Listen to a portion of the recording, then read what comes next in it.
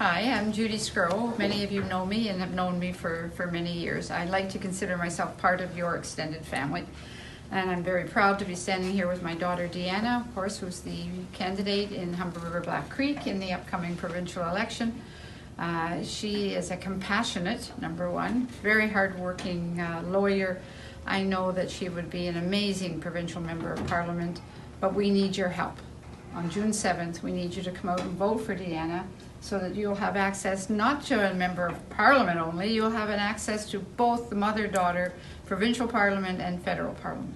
Well, thank you, Mom. I appreciate that very much. And I certainly appreciate the support of the community. I've had many opportunities to address both the brothers and sisters of the community, not only in my canvasses, but at events, at Humanity First, and in the other endeavors that the community and I have participated in together.